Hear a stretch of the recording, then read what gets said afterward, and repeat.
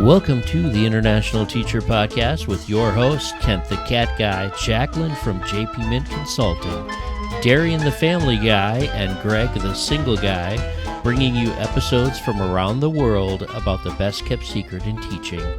You got it, international education. Welcome to the show. Hey everybody, welcome to another episode of International Teacher Podcast. I am joined today by Greg the Single Guy. Ooh, hey JP, how are you? I was like on silent, no. And I am happy to say hello to another fellow Canuck, Kelly Hogan, calling us from Guatemala today. Hello, good morning. And so, Kelly, can you tell us, as a Canadian, how did you learn about international teaching? Sure. Well, I kind of fell into teaching itself in a kind of backwards or more roundabout way. I actually did not originally study teaching at university. I studied arts and design. I did my master's in fine arts, and I worked in that field actually for 10 years before becoming a teacher. And I went back to school at nighttime to do my French proficiency, my French certification. And it was a program sponsored by the government. And of course, there were people like myself who were other Canadians trying to do our proficiency, but largely the program was new immigrants or refugees to Quebec that needed language skills. And I studied there for 3 years, actually at night. And kind of through that experience, I realized, just how powerful teaching was and how it could change people's lives and what it meant to people in that program. So I kind of got the itch and I thought, do I want to change careers? Is this something I want to do? And I had a friend from high school who had just taught English in Taiwan for a couple of years.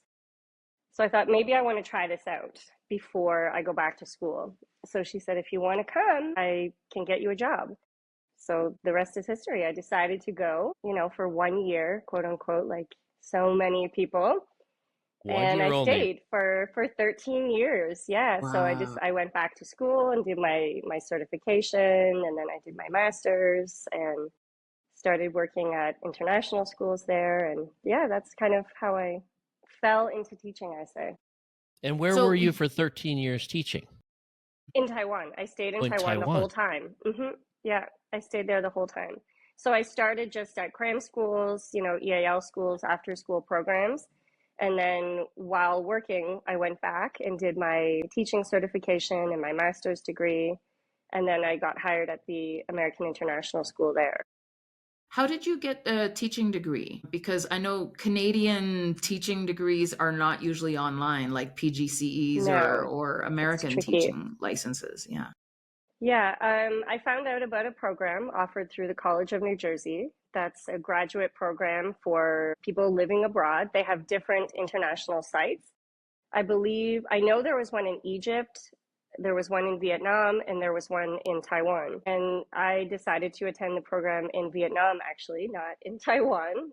But so over the course of 2 years, I went there 12 times to study. Wow. And the professors would come from the College of New Jersey, from the United States, to a university there in Ho Chi Minh. And I studied there. So I'm really lucky because not only was I able to stay and work, through my degree, but my degree is it's an in-person degree, which is really, I don't want to say it's important, but it is it's a nice perk to have your degree. So that's an in-person degree that's recognized across Canada, which is great, and international schools. Mm-hmm. I did the same thing with Framingham. Have you heard of Framingham at all? Yes. That's actually, my school now offers the master's. Oh yeah, it's great. And it's just, instead of doing your master's thesis or something like that, they actually add another class. So we did 9 classes, and I was in Kuwait. I had nothing to do, 2 years. Yeah. And we just did a cohort, and it was great because everyone in the cohort was international. It wasn't like I was sitting in a University of Wisconsin or, in University of Quebec surrounded by, people in the same program, but they were international people from that country and other areas. I think we had 10 countries. And that's exactly my situation. Like, my classmates came from all over the world. So it's been, for international teaching, it's been really wonderful to have those connections to teachers who are already working in international schools across the world. So I've got great connections in the Middle East, in the UK, throughout Asia. So if I ever decide I want to go to any of those places, I'd be able to pick up the phone and go pretty easily, I think. It's But interesting. 12 times, that's crazy. Like I did the TCNJ Masters as well in Mallorca, and it was 2 summers and then 1 online course and a bunch of courses at the PTC. So I probably would have, if I didn't have all that other extra stuff, I probably would have had to do 3 summers, but definitely not 12 times. But I know the intensive summer program, you guys were there, I think, for like a couple of like what, Yes. 5 weeks, something like that. Weeks. 6 weeks. 6 weeks times 2, yeah. So I went for 14 days at a time. So that's why I was able to continue working. I would just take 2 weeks off of work, go to Vietnam, do the synchronous parts while we were there, and then the asynchronous a little bit before and an asynchronous component after. So it worked for me. It worked out really well. Greg, you had a question? Well, I was raising my hand like it's class, if you could see us. I'm just going nuts. I'm just like, stop for a second. You know, I have to admit, I haven't been paying a lot of attention. Whenever you see TCNJ, what is that? Can you tell our listeners what that is, Kanucky? Sure, it's the College of New Jersey. No, it's an American. No, it's an American university. TCNJ. TCNJ, the College of New Jersey.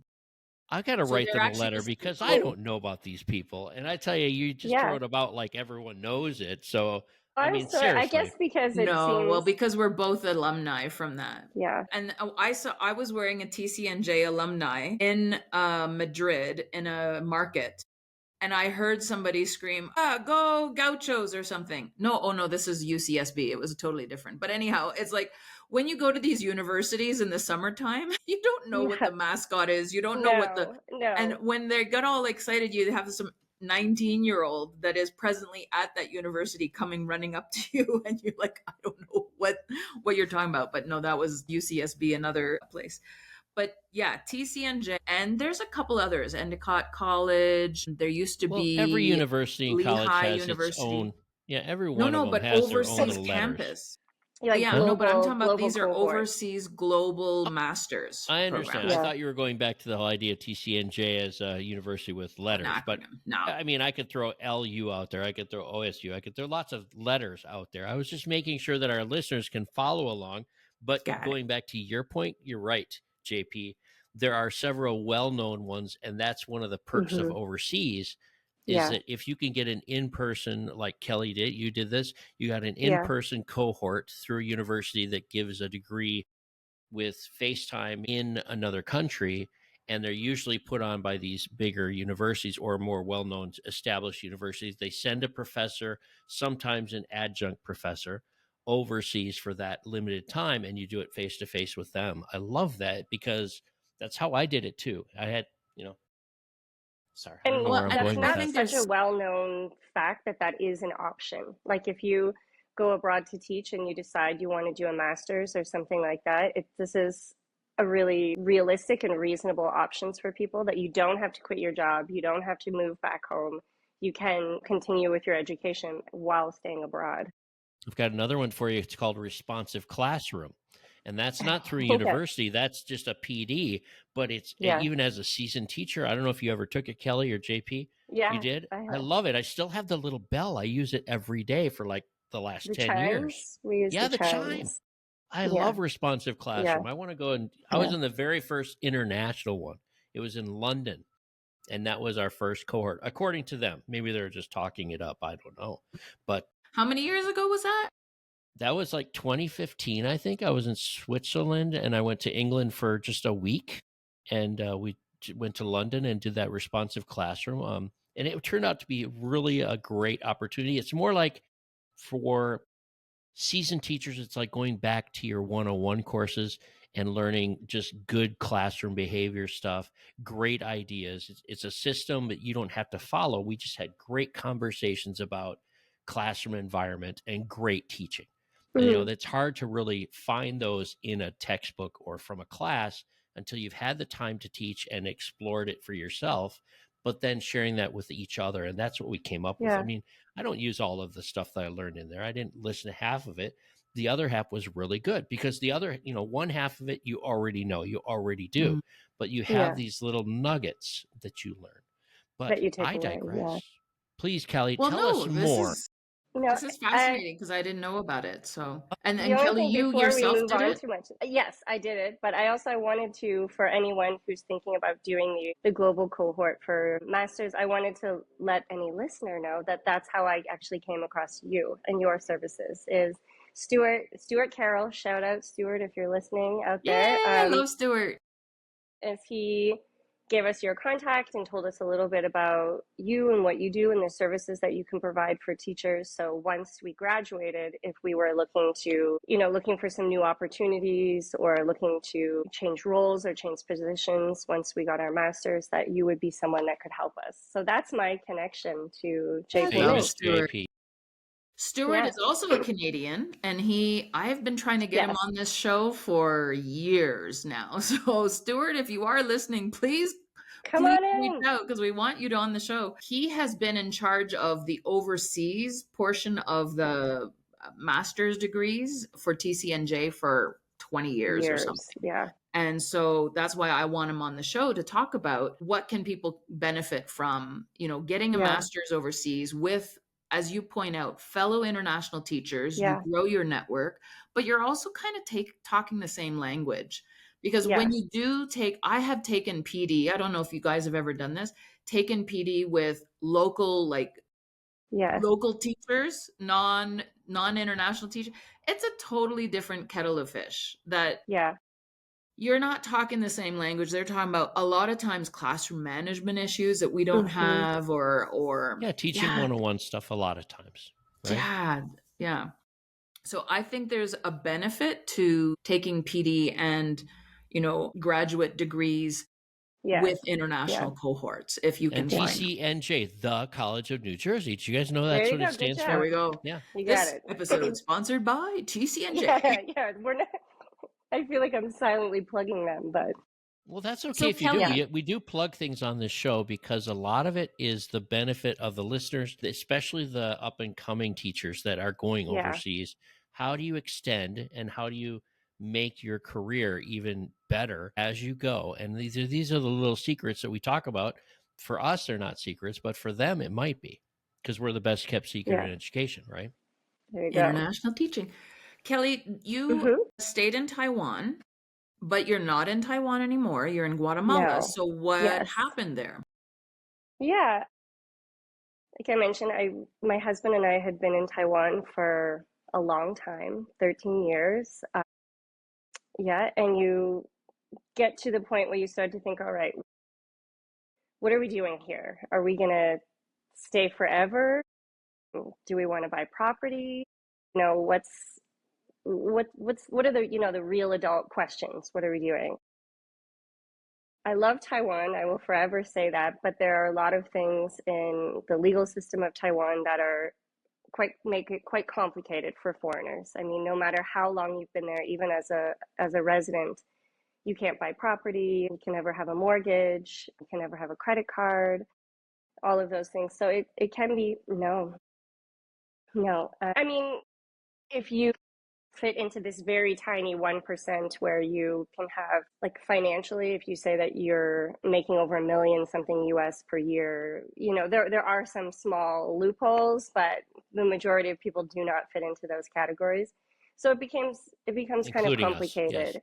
Yes. And we were at the point where that was important to us. So we started to look, and after going through COVID there and being so far away, we thought it would be nice to be closer to home, closer to this side of the world. And my husband's first language is actually Spanish. He's born in El Salvador, so it made sense to us to come to this part of the world. So we started to look, and Guatemala City was what they were doing at the American International School in Guatemala was something that really appealed to me.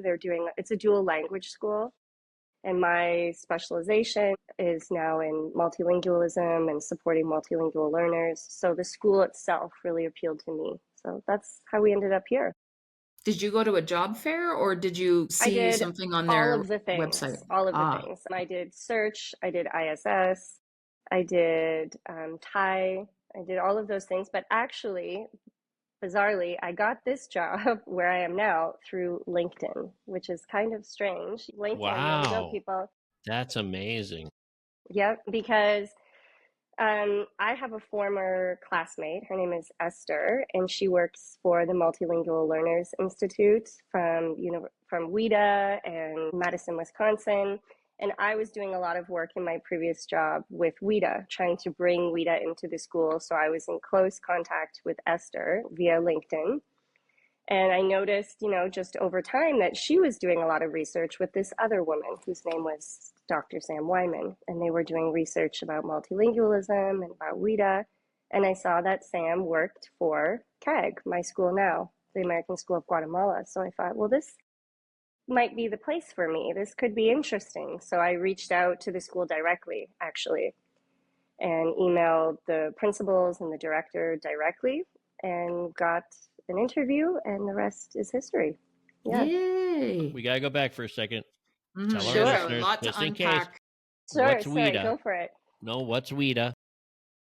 WIDA is an assessment program. It comes out of the University of Madison, Wisconsin. Yeah, there you go. To assess multilingual learners, it's an English proficiency language test. So it gives Thank you a very lot of much. great information. Yes. It used Shout to out. stand for a whole bunch of Yes. states: Wisconsin, Idaho, And then it changed to like Dakota, or something. worldwide. Now it's just the one that matters right now Yes, is Wisconsin, yes. right? Yeah. Yeah, So yeah, the Shout out that's to how my I home kind of state. found that job. I love that and story. So something I want to highlight, you are using the term multilingual because I saw on LinkedIn actually one of those infographics, and it might have been Esther or somebody that posted that language matters and what we call people matters. And it was moving away from this ELL, EALESL to actually MLL, multilingual learner. Can you tell us a little bit about kind that? of going towards emergent bilinguals. So that seems to be the new Go-to kind of term. up and coming phrase. Yeah. Canucky alert. You guys are Go for both it. Canadians. In Wisconsin, we call it multilingual, not multilingual. Really?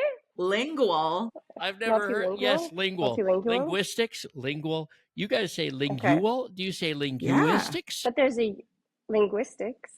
Oh, really? But you don't say linguistics, but you say lingual? No. I'm You say bilingual. lingual? I love it. Yes, lingual, bilingual. That's bilingual. Listeners, we're having fun. No, we say Wisconsin. bilingual. You see, I say Bilingual. You do bilingual. not. Yeah, You Yes, Canadians bilingual. are crazy. It's like two countries separated by the same language. Oh my gosh, that's good. It's the French. I blame the French. Canucky alert. Yes, I like that. yes. Canucky alert. We're saying something Here we different. are.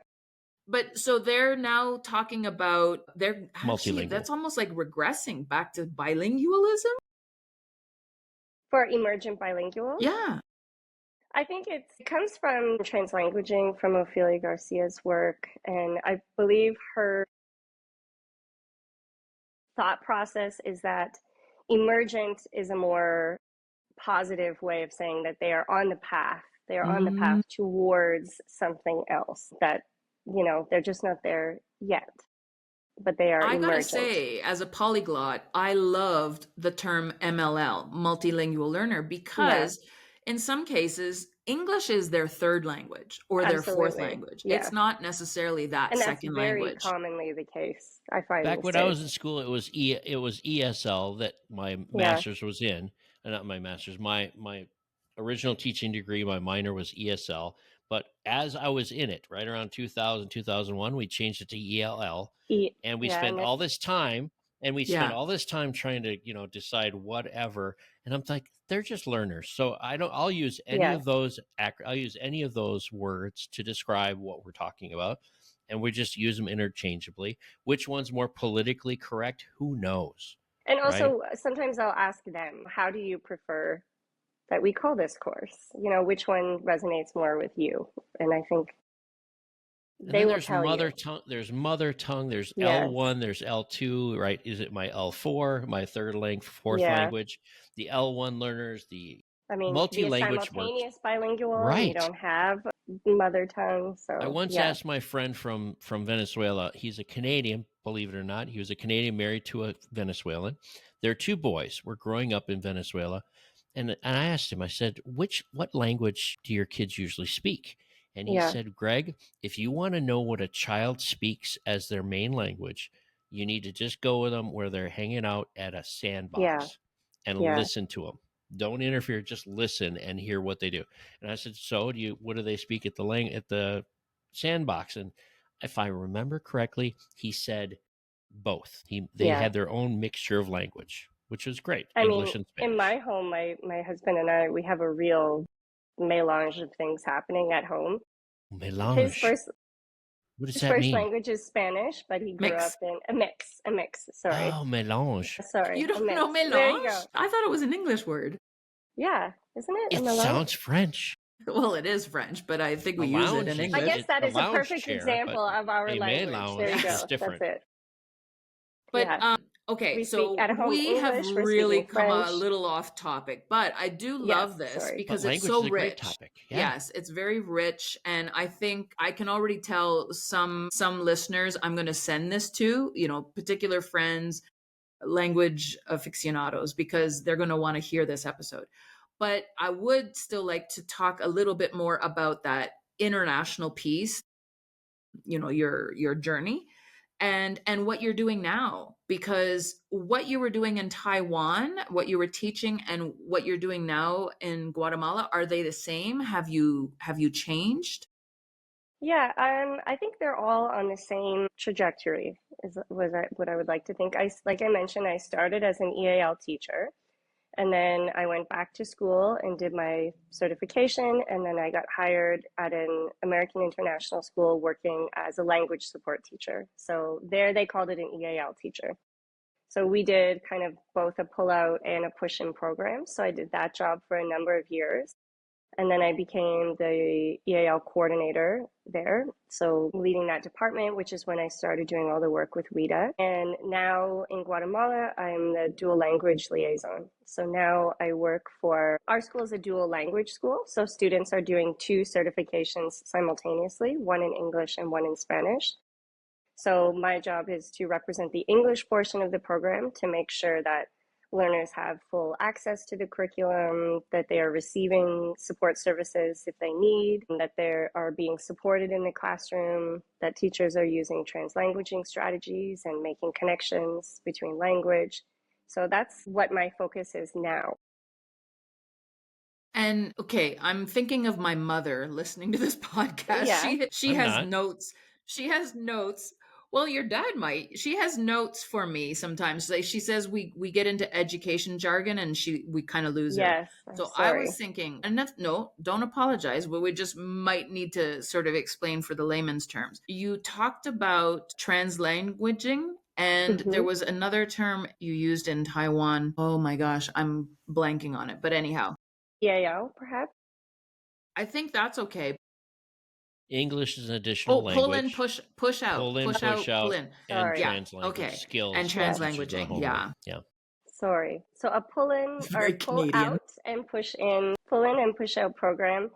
I know now most schools are moving away from pull out and they're doing more push in, which means that the support teacher is going into the mainstream classroom, if it's a homeroom classroom or a content classroom, to support the student in their actual class rather than taking them out to an external environment to work on skills. But my school that I worked at when I was in Taiwan, we still did a hybrid. We would remove the students sometimes. So we would do a pull out model to work on some foundational skills. And then we would also push in, so go into the classroom to support the student directly in their homeroom class.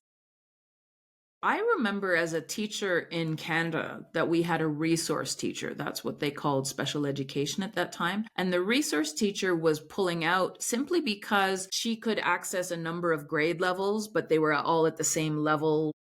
Yeah. Sort of, educationally wise, they were at the same level. So a grade 2, a grade 3, and a grade 4 would come out of their class and into her special resource room. I could see the advantages of that, but you're saying that they're moving away from that. Can you talk a little bit about why you think that's happening? Yeah, I mean, there's a multitude of reasons, and different schools have different thoughts and feelings about what they think is best for their learners. But as a whole, it seems to be that the trend is to have students remain in class and to support them in the moment in class. So maybe you're pulling a small group within the classroom setting to work on a specific skill or to support, but they're not being taken away, because then they're ultimately missing learning. They're missing out on some of the learning. They're missing out sometimes on some of those opportunities for social connection. And they're also sometimes not developing specific skill sets that might be helpful for them as well if they are removed from the classroom environment. So a lot of schools are moving towards more of just push and support. As an administrator, my mind immediately goes to cost, because a pull out, I think, is cheaper because you have fewer resource teachers, and a push in. Now you're talking, if you have a push in every single classroom, that's that many more teachers, isn't it? Yeah. Yes. Yeah. I mean, like I said, some schools, they have different priorities. They also, all schools are different, the way that they structure their curriculum. So what works for one school might not work for another, but it seems like the research and the global trend is towards more push-in support. Yeah. And now translanguaging. I don't even know what that is, because that happened, that term came out separate after I bathrooms for left. certain languages. There's certain bathrooms. I'm so sorry. Special language Olympics too. There's a trans Olympic for languages, and then there's I'm on the tail end of finishing up my multilingual specialist certification. So I guess all of, everything that I have learned is coming your out. wheelhouse. Is at the forefront. Yeah. Is that very much at the forefront. Translanguaging, I guess, in a nutshell, is a social justice movement. It's a pedagogy that believes that students have one linguistic repertoire, that there is no such thing as code switching or switching, turning on one language, turning off another. There's no light switch. Kids just have one set of language, and they should be able to use their full language repertoire, their full linguistic ability at all times. So teaching them how to leverage and to utilize that. Yeah, so that's translanguaging.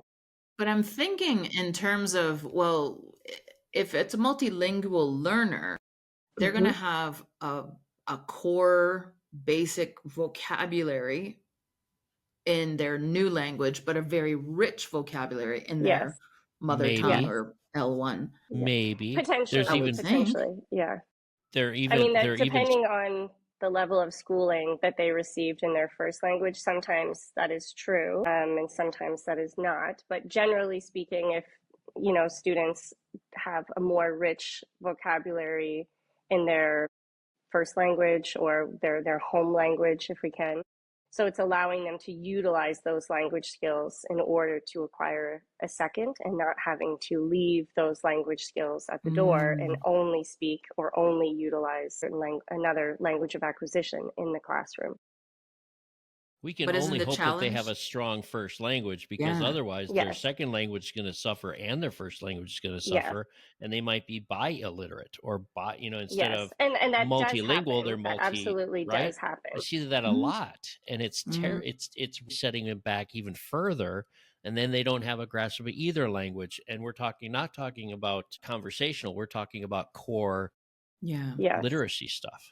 Right? Yes, that does happen, but often in those circumstances, students would have a strong oral language foundation and another language. So hopefully, so you could utilize that language in order to help them. But it's very interesting. It's interesting research. And this is why I invited you on the show. I thought this is going to be a different kind of a show with Kelly. It's awesome. Sorry. It's our linguistic. It's our linguistic episode. It's our linguistic episode. Yeah. I always think in terms of what is Greg going to name this episode? Because I have no idea. Sometimes we differ a little bit in opinion. Like, why did you name it that? Yeah. Yeah. There's a capital Multilingual U. episode with a capital U in there. Yeah. All right, let's take a moment for a little commercial about how to get in touch with us. You can, of course, find all four of us at the itpexpat.com. That's www.itpexpat.com. Or you could also find us at email at internationalteacherpodcast@gmail.com. We look forward to hearing from you. Or if you're into Facebook, we have a new Facebook group at www.facebook.com/groups/ITPexpat, where you can find all kinds of inside information about ITP Expat. You can also find us on Instagram at ITPXpats. That's with an S. ITPXpats is our handle. All right, and thank you, listeners. We have over 100 countries represented by our listeners, and though we're not monetized, we are here for you, and we would like to thank all of you for listening. So let's get back to the show. So, Kelly, can you tell us a little bit about what the future holds for you? Now, you were 13 years in Taiwan. Do you think 13 years in Guatemala, is that in the books? Good question. I don't think so. Taiwan, there were so many things that kept us there for a long time. It wasn't just my career, it was my husband's career as well that kept us there. But I think here we are slowly starting to put out feelers for potentially Mexico. So if anybody in Mexico is listening. What does your husband do? Getting cut? Yeah. My husband is an art dealer. Yeah. So we had an art gallery in Taiwan. Oh, I thought you said drug dealer. No, he's an art dealer. Art dealer. Yeah, Bad he works Greg, in the commercial art business. Yeah. Look at the artwork behind her. Yeah. We had a gallery in Taiwan, and these are some of the things that traveled with us. Gallery? Yes. Yeah, and actually my husband worked with the government in Taiwan, so that was something that kept us there for quite a while. He worked with arts and culture, so he worked to start a street art festival and public art installations, murals and things like that within the city. So we would invite external artists from other countries to come to Taiwan to do public art, to do, paint buildings, things like that, street art. And then we would bring Taiwanese artists out to other countries. So kind of an exchange of culture. So yeah, that was his business there. Well, as being an international teacher with a husband or a spouse that does something outside of the education field, right? Yeah. I mean, it's not outside of it. It's part of education to be an art, but to be an art dealer or to do some other vocation outside of teaching adds a whole new wrinkle into an international educator's life. Yeah. So for you to make those decisions, it's got to be much more, it's not like two teachers can go to a job fair together. I mean, you have to sort of go where you have to make decisions with him to make it so you both have the opportunities, right? So how's he doing makes sense for both of us? In Guatemala? Is he still an art dealer there? Is he doing? Yeah, I mean, he has clients all over the world, so it's right. I would expect that. Yeah, he can work from home. Yeah, so far it's been great for him. I mentioned briefly that he's actually was born in El Salvador and then raised in Canada. So it's been really nice for him to be close to home, close to family again. He's met relatives he had never met before since we've been here. And so that's been really wonderful for him. But yeah, we keep thinking about maybe going just even a little bit closer to home. I think Mexico's as close as we can get without going home. So does he have any animation art? Because I am, no kidding, all kidding aside, I do collect animated art, just so you know. Cool. Yes. Wait, animated or anime? Anime. No, animation art, which is like the Bugs Bunny, like the Disney cells, the animated the cells. I used to work, little known fact, part of the onion that is Greg LeMoyne, I used to work for the Warner Brothers studio stores, which are a lot like the stores for Disney, but we had full art galleries in each one of our stores. And I worked at the one in Columbus, Ohio, which was like number 2 in the world behind Las Vegas. Wow. And we had we did a lot of money in art, and it was animation art. I love animation art. Yeah, I mean, art is, it's an amazing field to be involved in. And I'm so lucky that, you know, I get to have kind of a front row seat to it. It scratches my creative itch as well. Like I mentioned, my first degree was in fine arts. So it's been really nice for me to get to fulfill both parts of my personality, and the things that we got to do in Taiwan because of his work was amazing. Like I started out there as a cram school, after school teacher, and in my last years there, we got to have dinner with the president, and we got to meet What? and the mayors. Sold them some art, huh? Wow. Yeah, it was amazing. We got to go to Chinese New Year Wayouts with the government and the presidents and vice presidents. So it was an amazing opportunity. That's amazing. Yeah. Not to ruin the end questions that we have, but I have one. Sure. It's one burning question I have. This art that you have, how did you decide what you were going to bring with you from Taiwan to Guatemala? Do you have like a storage garage somewhere in the world that you keep all this great art, or did you bring it with you? We brought all of it. Oh, wow. Yeah, we brought all of it. It was a process, absolutely a process. You know, we had to unstretch things and have them rolled, and some, I was going to say no frames. really, really, well, what we could unroll, what was on canvas, we unrolled. Things, we had to use some like commercial shippers, like because we need insurance and things like that to ship. So it's, crates. And humidity. You have to keep humidity controlled. Yeah, you have to go with proper art companies that will put things in crates and for you. Can't just be rolled up, right? Yeah, so that's definitely something that goes with us everywhere. Is the art collection. Yeah. We're not light movers. When I moved with my 54 boxes, 54 boxes from China to Mexico, I would say conservatively 10 of those was artwork. Yeah. And in frames, because you pay for the frames, right? I'm cheap. So you pay for the frames in a country, and then what? You're going to destroy the frames and roll it up and I'm going to keep the frames and then put it in a also box. Like good framing is expensive. I roll my own stuff. So, I roll it all. Yeah. Well, we're talking about artwork here. I'm rolling my own artwork. I roll everything up. Okay. I thought you were rolling something else. No, I get things from different countries. Now, that's you Canuckies. Wisconsin's not like that. It's all legal for us.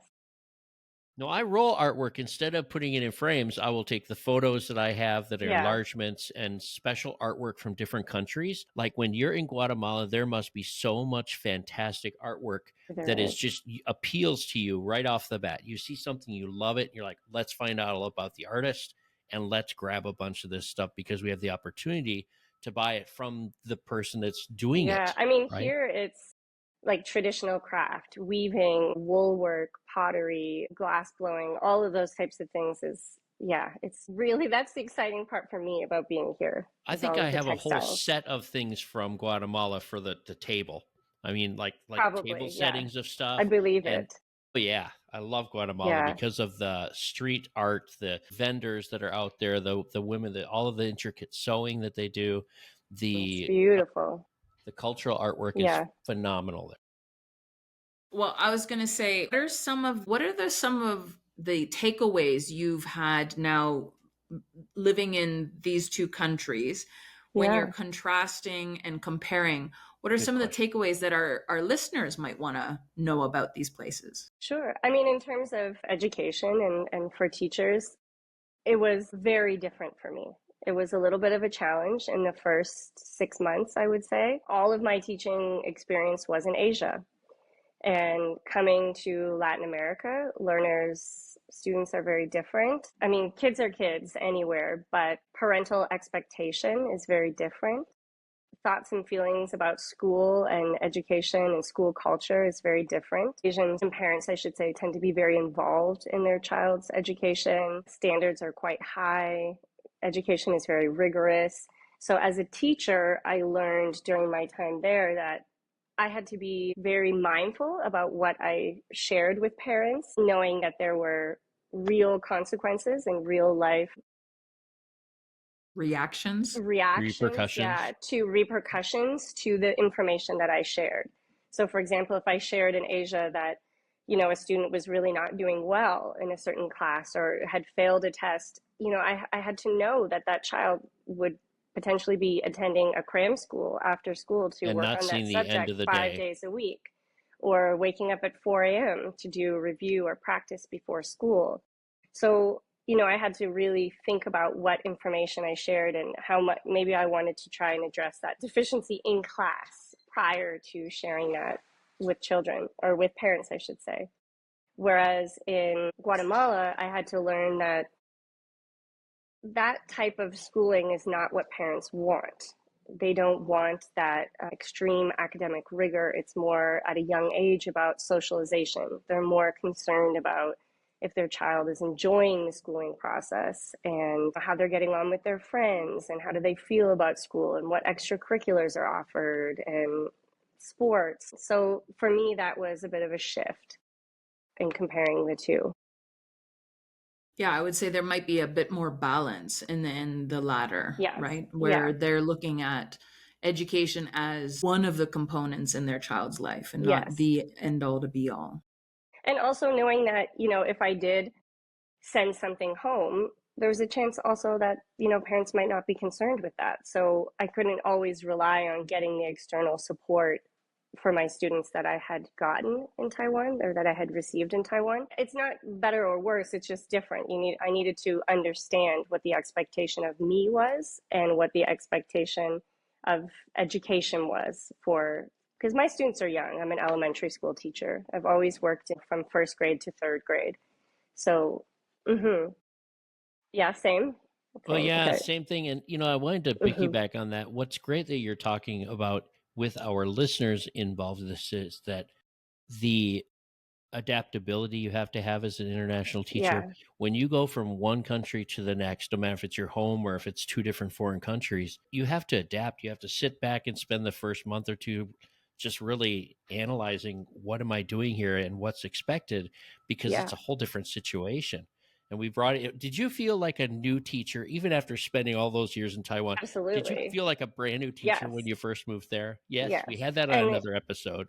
And it's very humbling. I have to say, you have to be kind It's of ready for that, rewarding, though. because the things that worked for you in one school or in one country or one school situation are not necessarily going to just transfer directly to your next job. So you have to really, like you say, be willing to analyze your own practice and the skill set that you have and what your deficiencies might be, and be willing to address that, because Well, the you're going to have to greatest make thing some you can learn, shifts. the greatest thing you can learn as a teacher in that respect, though, is that great teaching is great teaching, but your adaptability and your feeling of being a new teacher is more of a cultural thing than it is a teaching thing, right?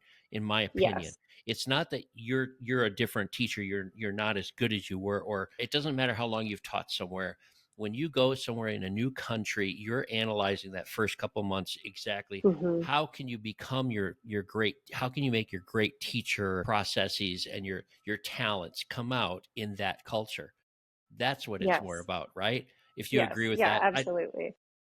Great teaching is international, and that's what we do, but you're adapting, and that's the hardest thing to do. Adapting Yes. and assimilating in some cases. In some cases you need to learn what is the status quo of the school Mm-hmm. and fit yourself into that. Or Yeah. I challenge think, their status yeah, quo Yes. and bring your maybe quality not in. right away. No, I not mean, right away. definitely Nope. Yeah, You strong just observational skills in the a lot of yeah, first while. metacognition, right? A lot of Yeah, reflection on your absolutely. day for the reflection. first couple Yeah, that's the months. Yes. word. Yes. I think Yeah, that because is I think of the a awkwardness good of those point of, first few months where, especially, we have report cards within 2-3 months of October. arriving in a Yeah. school. And I'll never forget being sat down with my principal at a particular school and saying, "Are the kids really this terrible?" And I went, "What do you mean?" And I'd given the highest grade was a B. I was Yeah. like, "Well, no, they're really good. They're some of the best kids I've ever taught." Well, why So are they my getting tip Bs? there would be if you're in a new country and a new school, reach out to teachers who have been there for a long time and ask them if they have a report card bank. Because if they have a bank of comments, look at their comments, because obviously those comments have been approved and Oh, yeah. gone home to parents. And I think that was really helpful for me, looking at their comments and seeing like, okay, are mine on the same do mine match theirs? And Are grades, mine similar? are the grade sort of averages, Do you know what's if a terrible is B is high? I'm in my 10th year at this school right now, and I'm feeling like I need to break away. I'm at that point like you were in Taiwan, and I know Yeah, I don't want to share all my information now, but I have made some decisions, but this will be, it's a challenge to be here and be that yeah, teacher that has been here for a decade. Oh my yeah, God, I can't believe it. But you're right. Reach out to the ones that have already done it, especially when you yeah, land in a country. You have great advice. yeah, You have to yeah, go with whether you agree with it or not. You need to really analyze and see how they do it. And the longer you're there, then you can start putting your twist on it. yeah, absolutely. Well, Wow, what a we're powerful. also now at the point where we can ask a question. I'm dying to know, as a Canadian, Sure. do you have any police stories? Have you had the run-in with the law? I do have a couple. One is a police story, and the other one is a Coast Guard story. So I don't know, Love it. Coast is that Yeah. Guard? okay? Yeah, okay. Yes. That's fun. Yes. So the first one is police. My husband and I were driving a motorcycle to the beach. So it's about an hour away from where we lived. And we're driving down to the beach, and sometimes the signage in Taiwan, well, first of all, it's all in Chinese. So the signage can be confusing, or sometimes there is no signage, especially when you're in small communities. So I guess we missed a stop sign. So we're just cruising on through, and a police comes up behind us on his motorbike, flags us to pull over, gets us to stop, and he's pretty mad at us, like shouting at us in Chinese and being fairly aggressive. And then both of us take off our helmets, and he realizes that we're foreigners. And right away, everything kind of changes. He's a little bit confused about, like, oh, now what do I do? Right. So he asks us for our ID, and we show our ID and it shows that we're from Canada. We're two Canadians. And right away, he says, oh, my sister lives in Vancouver. Yeah, my sister's from Vancouver, and starts to like kind of smile from us, and then goes on his phone and shows us his sister's Facebook profile and all of her family photos, and showing like, oh, here he is in Vancouver and she's in Vancouver. And we're just like wondering, is the ticket still coming?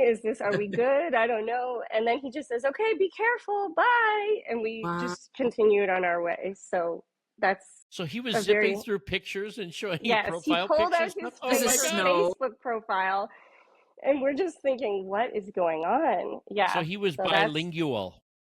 yes, bilingual. And that was a bizarre moment. After we drove away, we were both just kind of thinking, did that just happen? Did we go from like having for sure a ticket to now we are friends with his Now we're sister on friends. Facebook? What a great Yeah. story. That's a great Yeah. police story. Yeah.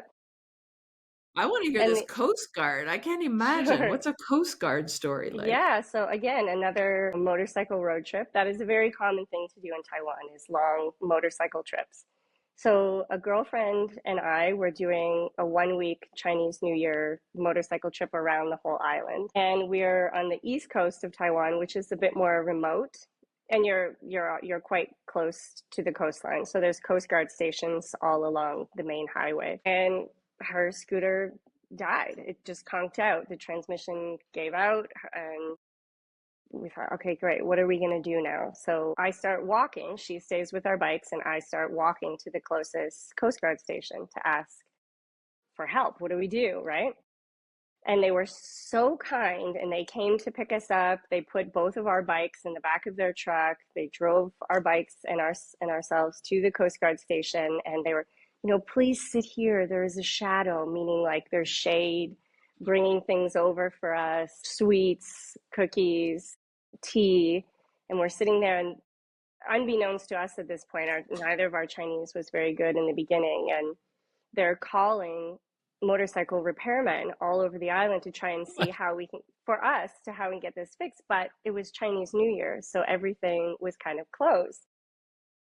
Finally, they find a place for us, and they drove us again to this small village where someone was willing to fix our bike. But the part had to come from another part of the island, so we were stuck there for 2 days. Good thing we had our tents and stuff, so we were able to camp. We camped on the local school ground while they were waiting for the part and fixing her bike. And we got to go to Chinese New Year dinners with the Coast Guard and the motorcycle repairman's family, ironically. Yeah, and it was a really good opportunity. They really took us under their wing, and they all kind of pulled together to have her bike fixed and, celebrated us and waved as we drove away and gave us those pictures of us looking at the maps where they're trying to help us figure out where to go to change our route to not lose so much time to get there faster. And yeah, it was wonderful. So I have nothing really but good things to say about. You cannot make this stuff up. That's a cultural moment right awesome there. Story. Totally. Because you could have had a very easygoing, simple trip where it's just the two of you kind of experiencing the outskirts of villages, but no, you got right into the homes of people, celebrating with them, getting to see what they eat and how they celebrate Chinese New Year. That's amazing. That was my first Chinese New Year in Taiwan, actually. That was my first time exploring outside of the city and doing a big road trip. And I remember along the route, because we drove for about 5 days, and along the route one night we're having a beer and having dinner after a day of driving, and this other couple in the restaurant came and said, like, we want to do a toast to you. We want to do a cheers to you.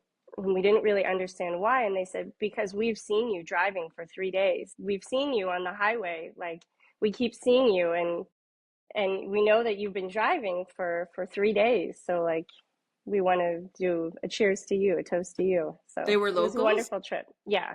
And they were appreciating that you were putting the time into discovering their country.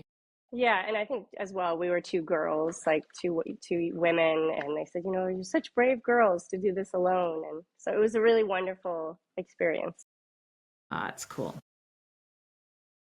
Well, it's time for another question, and this is not going to include artwork. I have to put that one caveat. No artwork and no heartbeats, meaning you can't include children, cats, dogs, things like that. But what are 3 things that you have to bring with you to a new country? Well, I'm not a light packer. I will say that. I want to bring all of my things. But if you had to choose 3 very important things that you had to have, what would they be to make you feel definitely at home? I bring all my books every time. It's heavy, it's awkward, it's inconvenient, but I bring them. All of those, like, mementos, things that I have picked up over the years, if it's, scraps of paper, stickers, little things that I've found while taking my dog for a walk, all of those small things that remind me that I lived there, this really happened, it really existed, I bring.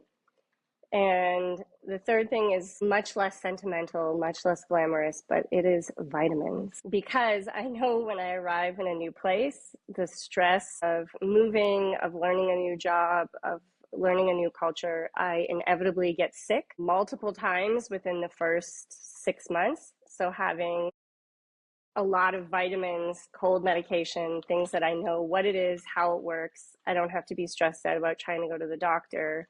I bring a bag of medicine. So that's real life.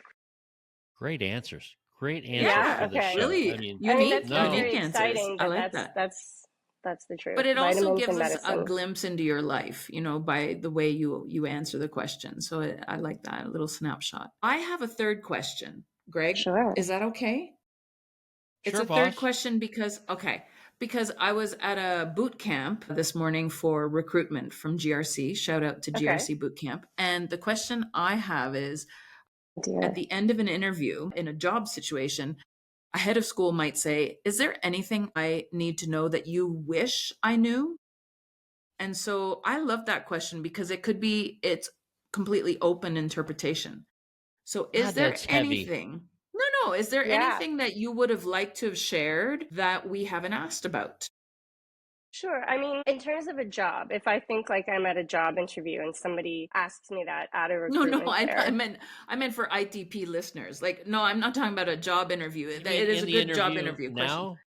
Yeah, like right now, is there something that you wish you had shared with us? For an hour. Yeah, we've been only talking for an hour. We didn't get to everything. Is there one last thing you want to get to? I get it. Yeah. There you go. I speak Canadian and I'm bilingual. I speak Canadian and American. I never knew that. Lingual. It's not so much something that I wish that I could share about me, but something that for a potential listener that I hope that I might not have been able to share is that reaching out to people and utilizing your network, whether it's before you go away, you have no idea, maybe a friend of a friend who might have already lived abroad or who might have taught abroad or who might have a connection or some advice. And then also once you do arrive is reaching out to people, whether it's former teachers, whether it's people in your administration, or if it's just people in your neighborhood or in your building or at your dog park or whoever it might be, joining a club, going to the gym, because moving abroad is hard. And I don't want to pretend that yes, it's exciting and it's romantic and it's, there's all these fun parts of it. But the reality is traveling and living abroad are two very different things. Trying to navigate, a cell phone contract is something you never do as a tourist. But moving abroad, that is very much a part of life. So having people who you can ask and that you feel comfortable to ask, it will make a world of difference in how quickly you can adapt and become comfortable. And then once you know how to do those things, doing it for other people. Paying it forward. I know, yeah, you said like your 10 years where you've been, and sometimes it's, your mind is already shifting like about going somewhere else, but remembering that there are people who are just arriving who don't know how to choose what milk to buy from the grocery store because they can't understand any of the labels, or they don't know how to take the bus. When they get on, they don't know what to do with their coin or how to take the subway. So those small things, being able to help others. Yeah, for me, fantastic. Like there's no way I could have navigated Taiwan without the kindness of strangers. So give it that back. Is something that, to any potential listener, don't be afraid to ask, and any veteran teacher, please offer.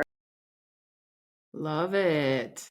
See, that's why it's such a good question, Greg. Oh, there you go. I think that's a great question, and we don't even have to do final thoughts because that's her final thought. Yeah, right? That is her final thought. Not final. That sounds very terminal, but tell me. but JP, now that Kelly has shared some, I don't know how to follow up after what Kelly said. I mean, it's just golden. That's golden. What about JP? Final thoughts? Yeah, I would like to thank Kelly for accepting my invitation to come on and share her journey through international teaching and so many wonderful tips for our listeners, but also, information and education. I myself learning what is translanguaging. What does that word finally mean? Okay. So thank you so much for coming on the show. And we hope you won't be a stranger, that you might come on if you happen to be in another country a couple years down the road and you want to come and share what that one's like, what that country's like. So please don't be a stranger. Thank you so much for having me. Absolutely. Well, I am Greg, the single guy. I have a final thought, and that is just, everybody should become multilingual. And I make fun of Canadians, but I have to apologize to Canada and Canadians, all of you. I love your language, and I think language is all about learning and giving it back to other people. And I think accepting that we have differences, because you have mentioned this whole time, Kelly, that there's no good, there's no bad. They're just different. And how we handle those differences is really important. So I want to say thank you to JP Mint from JP Mint Consulting. Thank you for being on the show today. JP, you can find her website online at jpmintconsulting.com and get in touch with her like many people do. She's world famous now. Kelly, I would like to thank you from Guatemala, and thank you to your husband for dealing with artwork. If anybody out there needs art, just get in touch with Kelly and her husband. You can find her on LinkedIn, Kelly Hogan. Yes. Yeah, reach out on LinkedIn. I'm happy to support anyone in their journey. Especially about Taiwan and her experience in Guatemala now, and maybe even in Kanuki land. I am Greg, the single guy, and you can find me online many places. I do have a couple books that none of my co-hosts can ever tell you the titles of. So just look me up. Finding the Right Fit. Name. No, don't even worry about it. Now it's all over. But thank you so much for being on our show. We will come to you next episode. Until then, Kelly, thank you for being on our show. Woo-hoo. Thank you so much.